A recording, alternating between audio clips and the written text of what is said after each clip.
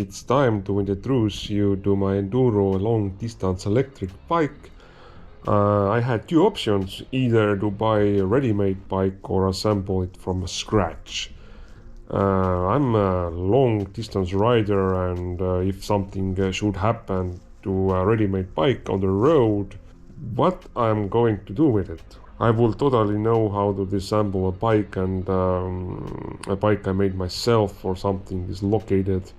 Thanks to this bike, I started a YouTube channel where the first videos were basically from scratch to finish about building this bike. It was a very interesting project, and I learned a lot during its realization. The frame itself is a bit under 300 euros, but including postage and custom, it was about 500 to 600 euros. It's a steel frame with plastic side panels. The rear swing arm has adapters that can be moved as needed, example 135 mm or 155 mm motor axle support. The side panels are ABS 4 mm plastic. A battery box can be purchased separately for the frame and comes in two sizes. The largest battery box will hold a battery with capacity of almost 5 kilowatt when using energy intensive elements. According to the manufacturer description, the frame should support up to a 5000 motor, but people are putting 2 times more powerful motor on this frame. Plus there are two colors to choose from, white or black. Well, the frame is black on both models, only the plastic covers are different colors. Be careful with the bolts on these side panels, don't tighten them too much. The fastening can break, as happened to me in a couple of places. Also coat the bolts with oil to make them more slippery and smooth, easier to screw into place. The motor is direct drive 3000 watts nominal and 5000 watts peak. The rim is wide, 24 inch. The name would be semi-fat, I think. The mileage on this motor is currently around 40,000 kilometers.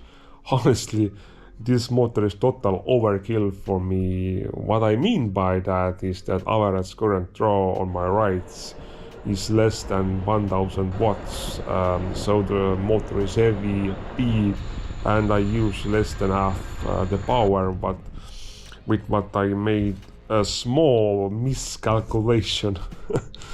In front I use 24-inch Crazy Pop tires, which are now out of production. The tire looks awesome. They even have moped leathering and rated up to 50 kilometers per hour. However, extremely poor puncture resistance. On average, puncture every 1000 kilometers is very bad in my opinion. As this was bothering me, I put another ward outer tube in other outer tube as a solution. Got a bit narrower, so far no punctures. It can feel a bit unusual at first when driving. There's not much choice of tires for this rim this size. I recently put 24-inch swivel pickup tires on the rear wheel, which there isn't a very wide tire of this particular rim since the Crazy Pop tires are out of production, and I'm testing new ones, advertising a very strong with puncture risk protection at cost 2 to 3 times more than Crazy Pop ones. Installing the tire is very difficult. You either need soapy water or special tire grippers and motorcycle tire levers. Very difficult to mount and remove on this wide rim. After 6000 kilometers, the spoke often started to break. It was my fault. I should have adjusted them from 1000 kilometers and onward so that they were equally tight. I would definitely recommend buying a spare set of spokes if broken spare ones are available immediately. Spokes coming loose is a common thing with these motors. Regularly, spoke checks are must. This motor has a large diameter axle, so no need to worry too much about it breaking. The controller is massive, supports up to 72 volts and has a maximum current of 50 amps. It does not have Cinevent technology, which means the motor is quite noisy and probably not very efficient in terms of current consumption. I even like the fact when you press the gas throttle you can feel sound of the motor, and at the same time it lets other road user know what kind of strong puzzling sound. It also has a Bluetooth support which allows to program various parameters such as speed limit, current, turn auto grease on and off, and so on with your phone. Most importantly, it also supports recreative braking, and you can set how strong it is. Is an extremely useful feature to save brake pads and provide stronger braking. This auto grease function is a godsend, especially if you drive hundreds of kilometers a day. It's just not practical to keep your hands on the throttle all the time.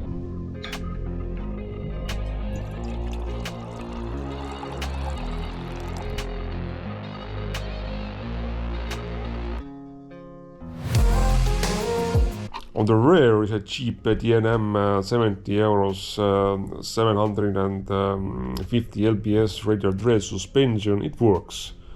On the front is a Rocksock Domain RC 200mm around 500 euros front suspension. Long out of production. It is also known as a downhill front suspension. Can take quite a bit of beating and just right for heavy bikes like this. This is the only component I don't take care of myself as a quite over-engineered and complicated. What I mean by that, I took it to a reputable bike shop that was a very long history and didn't know what to do with it. Luckily there was one shop that could service it. How serious is that?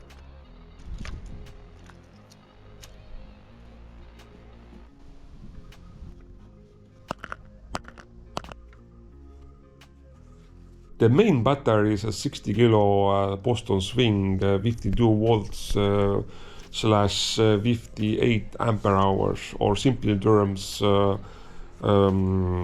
kilowatts capacity pack, including shipping. It cost around 700 euros, equipped with Bluetooth BMS. This not well-known battery and has been demoed as a durable, long life, cold-tolerant battery. Allegedly, NASA has used them in their project. The reality is quite different. This particular battery pack has constant problems, been repaired probably 3 to 4 times, replaced dead cells. Possibly the battery pack are often out of balance and dead cells are introduced, which reduce the capacity of whole battery pack. It's hard to say whether cells are bad or there's involved in the BMS or something else. These spare elements are no longer be found anywhere out of production, I guess. I got the last cell from Ukraine thanks to the great support agent who sold me a frame and parts. I know how to maintain the batteries. I charge them on average to 85 to 90% and never discharge them below 20%, which means the battery lasts longer, although nothing helps with this battery pack. I have Pelican 1300 case in front of me, ordered second hand from UK and the clamps came from the US, precisely to the millimeters to mount the case on the front suspension. The purpose of this was to put second battery in, but for years it had served me well so far with the luggage bag and tools in. With such a very energy demanding bike and faulty main battery, I decided to have spare battery built here. I bought cells from Encon, which is a legitimate company selling genuinely cells in Europe, and if you buy a bulk from them you get price reduction. To do this, I use 196 Panasonic NCR cells with total weight of 10 kilos, 52 volt and about 44 ampere hour battery, or over 2 kilowatt capacity. As a Bluetooth PMS, I used Taliban, quite accurate and balances as it should. Very happy so far. The total cost with materials and labor is somewhere around 1,000 euros. You can put all kind of saddles on this frame. This specific one is a conventional bike saddle version. It had problems with this seat post, namely over the time it wants to sink down and the clamp doesn't hold it tight enough. I once twisted the clamp hard, which resulted in the clamp breaking. Couldn't find a spare clamps in any online bike shop or eBay. I had contacted the seller of the bike frame to send me a spare seat post clamp. In addition to this, I also ordered the 80 euros cruise seat solution. It had to ship it directly from Ukraine. Looks pretty awesome, and you can put different Logitech solution on it. This cruise seat was advertised as a comfortable long distance driving seat, designing for man height of 160 to 190 centimeters and adjustable. After testing it for hundreds of kilometers, indeed, it's a very comfortable for the first 10 kilometers, and then some point it gets a bit uncomfortable. I guess I'm not used to this seat yet. At the same time, I'm 188 centimeters tall, and using the pedals is almost impossible for me with this cruise seat, as it is too low. At the moment I'm using this Brook saddle, which allows me to use pedals comfortably. For me, having pedals is being able to use them comfortably is a plan B. For example, if the weather is very windy, I can crank along comfortably to get my destination. As I'm afraid screwing this mount too tight, I put pipe clamps here to prevent it from sinking down. Initially I had Psychoanalyst as a board computer and later removed it, recommend bike where it was needed more. I can't write without a meter that shows what's consumed and displays volts. I used cheap current meter bought from AliExpress. For this, the backlight can be switched on. It also leaves the watts consumed in memory when the current is switched off. So for the speedometer, I use a Sigma bike computer calibrated for accuracy. Here's the motorcycle rainproof cigarette lighter socket. Why do we need it? To charge your phone, for example, or use 10 euro mini compressor to pump the tires. Priced around 10 euros on AliExpress. I use motorcycle buttons to turn the direction on the direction indicators. The function to switch between the low beam and high beam and the horn. No horn is installed at the moment, however, during darker times like spring, late summer and fall, I use these heavy and not energy friendly bulbs. One bulb is a low beam, another is a high beam. They are road legal lights and were just bought as the price wasn't high, and they just fit out of the box. Oh yeah, some may remember that this bike has its own gas mask as a part of the bike.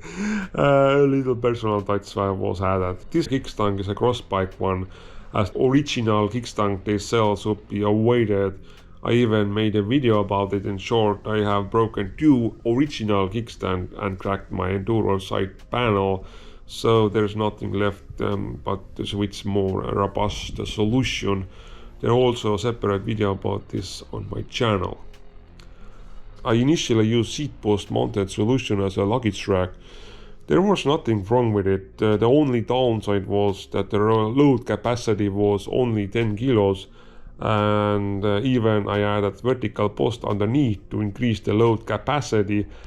I still didn't dare put too much weight on top, so I tried a solution where I installed a luggage rack on the full suspension bike that was only designed for the no suspension bike.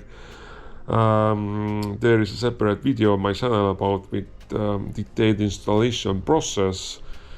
It is a top-peak quality luggage rack for 40 euros. The problem with this luggage rack is that this swing arm moves forward the rear to the rear suspension. The luggage rack has more vibration than normal bike without rear suspension. In the front I use a luggage rack with total load capacity of 80 kilos, 9 kilos on one side and 9 kilos on the other, for a couple of years, and I did a 1000 kilometer trip with it, keeping my bigger stuff on the front. As a braking system, I originally used 4-piston Tektro brakes. These brakes did not perform as I expected. They were replaced with Sur-ron brakes, which are road legal braking system. They behave like moped or motorcycle braking system. When pressing the left brake lever, the rear brake pads activate. On the normal bike or e-bike is the other way around. They also have separate wire that can be connected to the controller to cut the power and activate the regenerative braking. Tektro and I think Shimano Saint brakes also with this. So far 40,000 kilometers driving with it, extremely comfortable, especially when it comes to the gravel roads. It's a pleasure. The daily record is 326 kilometers. All the electronic combos have held up with no breakdowns. A couple of years ago I also did 1000 kilometer week tour with it, which is currently the most popular video on my channel.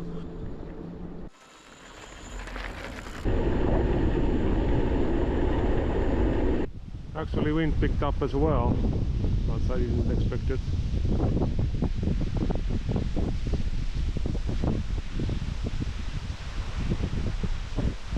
And I have 100 kilometers to go.